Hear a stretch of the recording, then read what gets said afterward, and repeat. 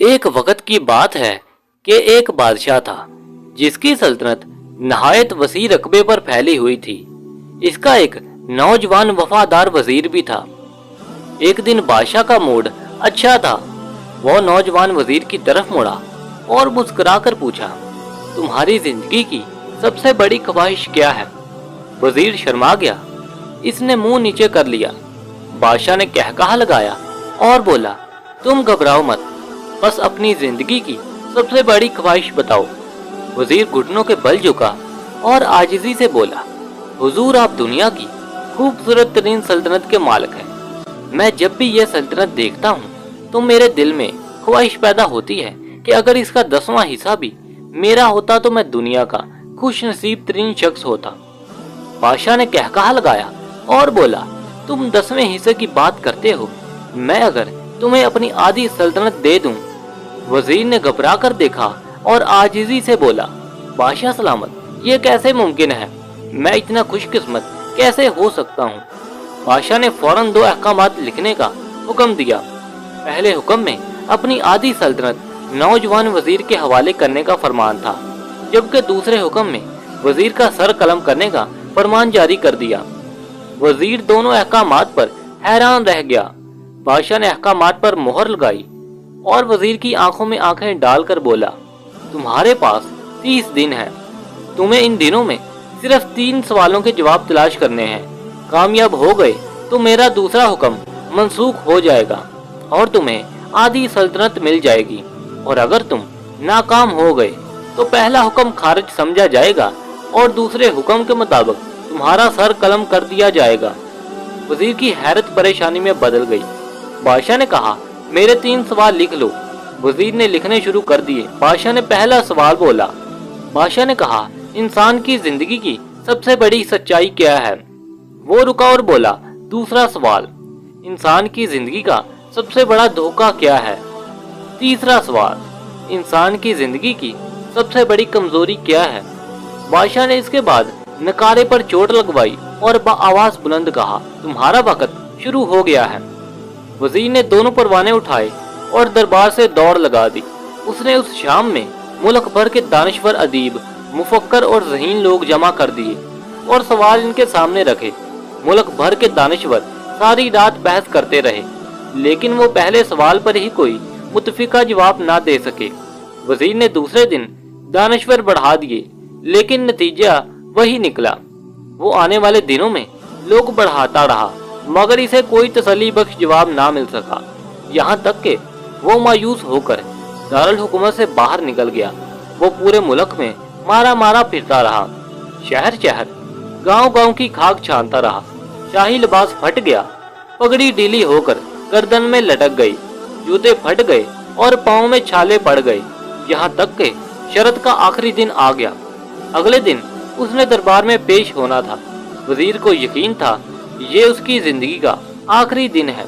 कल उसकी गर्दन काट दी जाएगी और जिस्म शहर के मरकजी पुल पर लटका दिया जाएगा। वो मायूसी के आलम में दारुल हुकूमत की कच्ची आबादी में पहुंच गया। आबादी के आखिरी सिरे पर एक फकीर की झोंपड़ी थी। वो गिरता पड़ता इस कोठी तक पहुंचा। फकीर सूखी रोटी पानी में डुबोकर खा रहा था, साथ ही दूध का प्याला पड़ा था और फकीर का कुत्ता शराब शराब की आवाज के साथ दूध पी रहा था। फकीर ने वजीर की हालत देखी, कहकहा लगाया और बोला, जनाबे आली, आप सही जगह पहुंचे हैं। आपके 3 सवालों के जवाब मेरे पास हैं। वजीर ने हैरत से उसकी तरफ देखा और पूछा, आपने कैसे अंदाजा लगाया कि मैं कौन हूँ और मेरा मसला क्या है? फकीर ने सूखी रोटी के टुकड़े छाबे में रखे, मुस्कुराया, अपना बोरिया उठाया और वजीर से कहा, ये देखिए, आपको बात समझ आ जाएगी। वजीर ने झुक कर देखा। बोरिये के नीचे शाही खुलत बिछी थी। ये वो लिबास था जो बादशाह अपने करीब तरीन वज़रा को अनायत करता था। बादशाह ने कहा, जनाब अली, मैं भी कभी उस सल्तनत का वजीर था। मैंने भी एक बार आपकी तरह बादशाह से शर्त लगाने की गलती की थी। नतीजा आप खुद देख लीजिए। फकीर ने इसके बाद सूखी रोटी का टुकड़ा उठाया और दोबारा पानी में डुबोकर खाने लगा। वजीर ने दुखी दिल से पूछा, क्या आप भी जवाब तलाश नहीं कर सके थे? फकीर ने कहकहा लगाया, और जवाब दिया, मेरा मसला आपसे मुख्तलिफ था। मैंने जवाब ढूंढ लिए थे और बादशाह को बता भी दिए थे, लेकिन इसके बावजूद आधी सल्तनत का परवाना मैंने फाड़ दिया और बादशाह को सलाम किया और इस कोठी में आकर बैठ गया। जब से मैं और मेरा कुत्ता दोनों मुतमईन जिंदगी गुजार रहे हैं। वजीर की हैरत बढ़ गई, लेकिन ये साबक वजीर की हमाकत के तजिज़िये का वक़्त नहीं था। जवाब मालूम करने की घड़ी थी। चुनांचे इसने फकीर से पूछा, क्या आप मुझे सवालों के जवाब दे सकते हैं?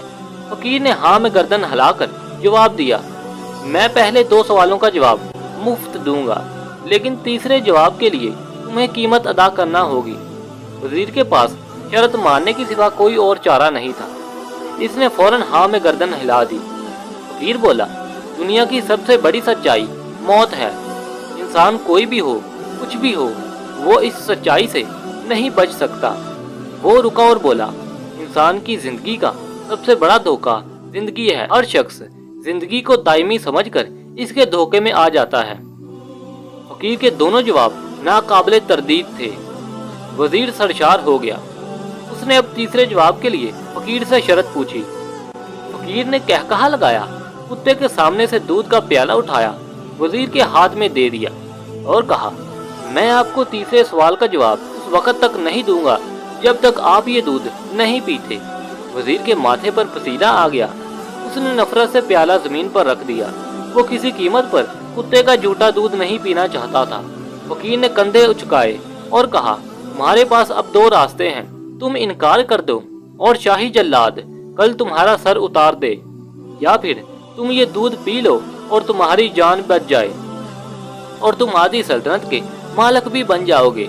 फैसला बहरहाल तुम्हें करना है। वजीर सोच में पड़ गया। एक तरफ जिंदगी और आधी सल्तनत थी, जबकि दूसरी तरफ कुत्ते का झूठा दूध था। वो सोचता रहा यहाँ तक कि जान और माल जीत गया। वजीर ने प्याला उठाया और एक ही सांस में दूध पी लिया। फकीर ने कहकहा लगाया और बोला, मेरे बच्चे, इंसान की सबसे बड़ी कमजोरी गरज होती है, जो कुत्ते का झूठा दूध भी पीने पर मजबूर कर देती है। और ये वो सच है जिसने मुझे सल्तनत का परवाना फाड़कर इस कोठी में बैठने पर मजबूर कर दिया।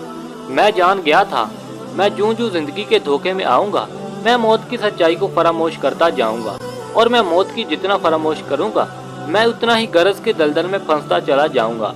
और मुझे उस रोज इस दलदल में सांस लेने के लिए गरज का गलीज दूध पीना पड़ेगा। लिहाजा मेरा मशवरा ये है कि जिंदगी के इन तीनों हकीकतों को जान लो, तुम्हारी जिंदगी अच्छी गुजरेगी। वजीर खजालत, शर्मिंदगी और खुद तरसी का तोहफा लेकर फकीर की कोठी से निकला और महल की तरफ चल पड़ा। वो जूं जूं महल के करीब पहुंचा, इसके एहसास शर्मिंदगी में इजाफा होता रहा। इसके अंदर जिल्लत का एहसास बढ़ रहा था। वो इस एहसास के साथ महल के दरवाजे पर पहुंचा। इसके सीने में खौफनाक ठेस उठी। वो घोड़े से गिरा, लंबी हिचकी ली और इसकी रूह कफ से अंसरी से परवाज कर गई।